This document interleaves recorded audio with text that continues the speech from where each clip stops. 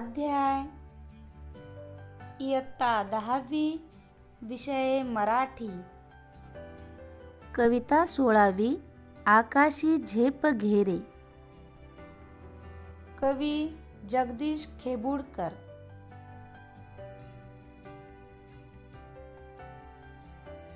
प्रश्न पहिला, योग्य पर्याय ओळखा। अ सुखलोलुप झाली काया म्हणजे 1. सुखाचा तिरस्कार वाटतो. 2. सुखाबद्दल प्रेम वाटते. 3. सुखाचे आकर्षण वाटते. 4. सुख उपभोगण्याची सवय लागते.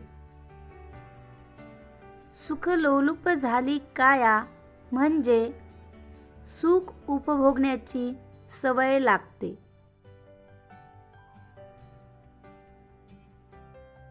आ पिंजरा सोडून झेप घेतल्याने. 1.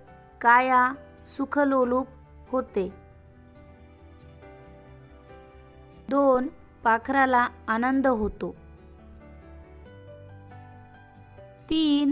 आपल्याला स्वसामर्थ्याची जाणीव होते. 4. आकाशाची प्राप्ती होते. पिंजरा सोडून झेप घेतल्याने आपल्याला स्वसामर्थ्याची जाणीव होते. प्रश्न दुसरा, तुलना करा.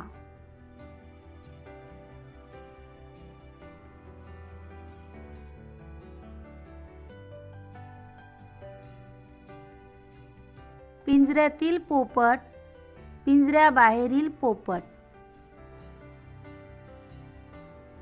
पारतंत्र्यात राहतो. स्वातंत्र्य उपभोगतो.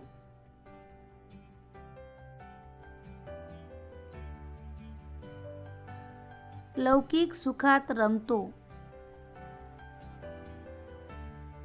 स्वबळाने संचार करतो.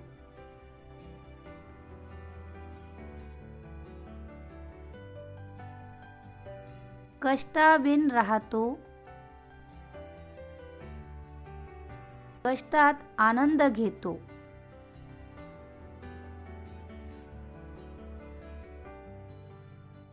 जीव कावराबावरा होतो. सुंदर जीवन जगतो.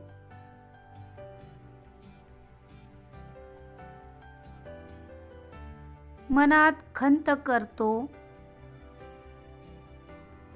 मन प्रफुल्लित असते.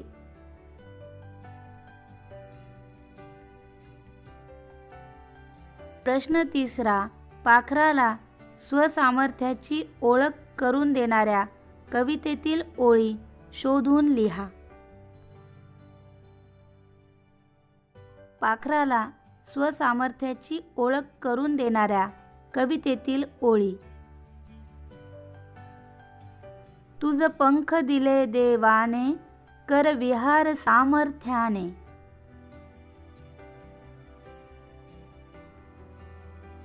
प्रश्न चौथा, कवीने यश प्राप्तीच्या संदर्भात सांगितलेली सुवचने लिहा.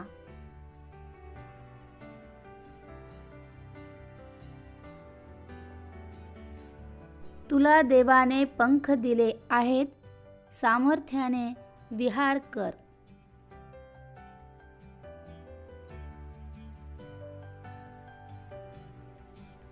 कष्टाविन फळ मिळत नाही.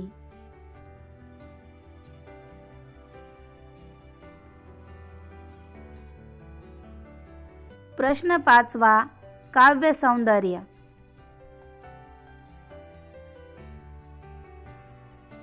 अ खालील ओळींचे रसग्रहण करा. घामातून मोती फुलले, श्रमदेव घरी अवतरले. या ओळींचे आशय सौंदर्य पाहूया. सुप्रसिद्ध मराठी गीतकार जगदीश खेबुळकर यांची आकाशी झेप घेरे ही मराठी चित्रपटातील एक गीतरचना आहे.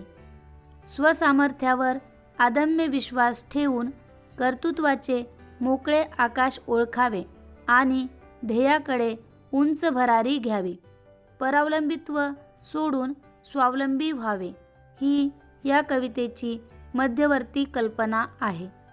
स्वकर्तृत्वाने यशाचे शिखर गाठावे व उच्च ध्येयाकडे झेप घ्यावी. पारतंत्र्याचा त्याग करून स्वातंत्र्याचे मोल जाणावे हा अमूल्य संदेश ही कविता देते.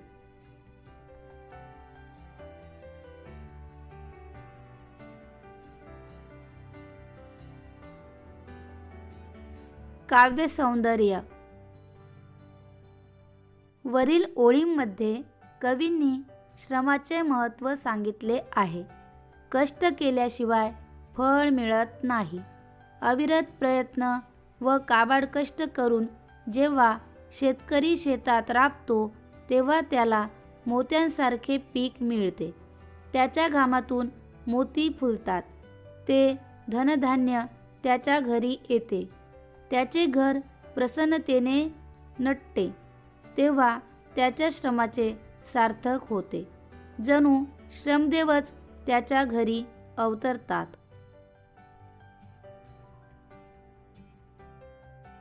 भाषिक वैशिष्ट्ये. ध्रुपद व कडवी अशी या गीताची सुटसुटीत रचना आहे. रसाळ शब्दकळा व नेमके मर्म सांगणारी भाषा हे या कवितेचे प्रमुख वैशिष्ट्य आहे. पिंजरा हे सुखलोलुपतेचे प्रतीक वापरले आहे व त्यात कैद केलेल्या मानवी मनाला पक्षी म्हटले आहे. साध्या शब्दात गहन आशय मांडला आहे. यमकप्रधान गेय रूपामुळे कविता मनात ठसते.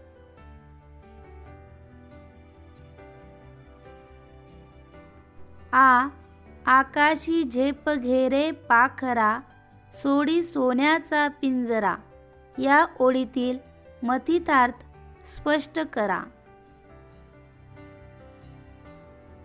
आकाशी झेप घेरे या कवितेमध्ये कवी जगदीश खेबुळकर यांनी पारतंत्र्यात खितपत पडलेल्या पाखराला म्हणजेच माणसांच्या परावलंबी मनाला मोलाचा उपदेश केला आहे व स्वातंत्र्याचे मोल समजावून सांगितले आहे. प्रस्तुत ओळीतील मथितार्थ असा की यामध्ये पाखराला आकाशात भरारी घेण्याचे आवाहन केले आहे. वैभव, सत्ता, संपत्ती हा लौकिकातील सोन्याचा पिंजरा आहे. त्यात अडकलेल्या जीवाची गती खुंटते. त्याच्या जीवनाची प्रगती होत नाही. सुखसोयीमुळे कर्तृत्व थांबते. म्हणून हा सोन्याचा पिंजरा सोडून ध्येयाच्या मोकळ्या व उंच आकाशात तू झेप घे अशा प्रकारची आत्मिक शिकवण या ओळीतून प्रत्ययाला येते.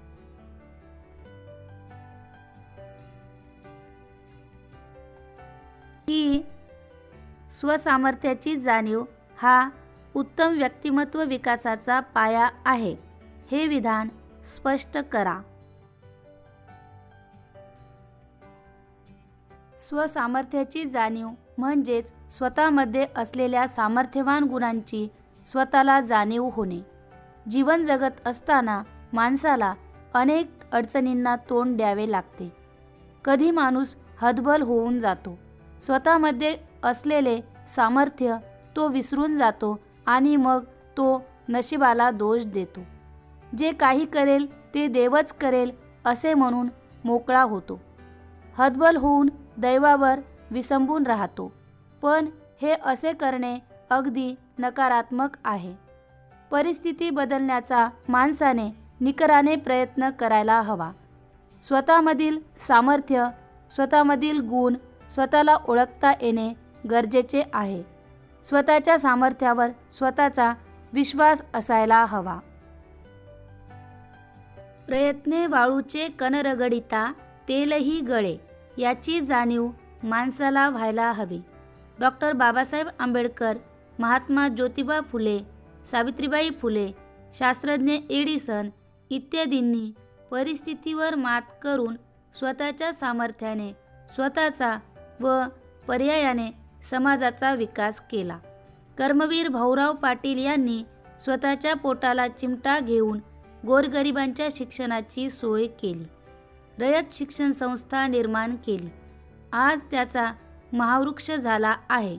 यावरून असे स्पष्ट होते की स्वसामर्थ्याची जाणीव हा उत्तम व्यक्तिमत्व विकासाचा पाया आहे.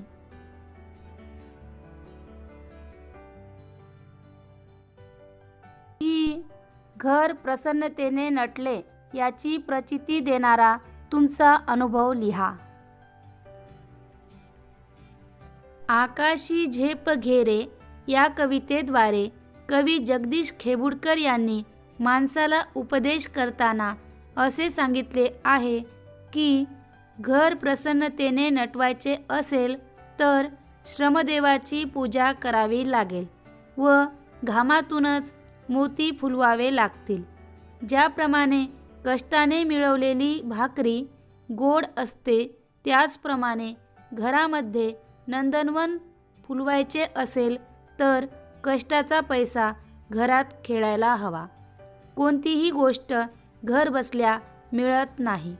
देवाची प्रार्थना आणि पूजा अर्चना करून दे रे हरी खाटल्यावरी असे म्हणले तर तसा चमत्कार होणारच नाही. घर प्रसन्नतेने कसे नटते याची प्रचिती देणारा माझा स्वतःचा अनुभव इथे मी तुम्हाला सांगते. माझ्या आईची तब्येत ठीक नव्हती. डॉक्टरांनी आईला सक्त आराम देण्याची ताकीद दिली होती. मी शाळेत जाण्याआधी आणि शाळेतून आल्यानंतर घरातील सगळे कामे करायची. आईला एकाही कामाला हात लावू दिला नाही. त्यामुळे माझ्या आईला लवकरच बरे वाटू लागले. डॉक्टरांनी जेव्हा आईला तपासले तेव्हा इतक्या कमी वेळात आईची इतकी चांगली प्रगती पाहून आश्चर्य व्यक्त केले. माझ्या बाबांनी मला जवळ घेऊन माझे लाड केले. आईच्या डोळ्यातून आनंदाश्रू आले. त्या दिवशी माझे घर प्रसन्नतेने नटले. कष्टाने मिळणारा आनंद काय असतो हे मला समजले.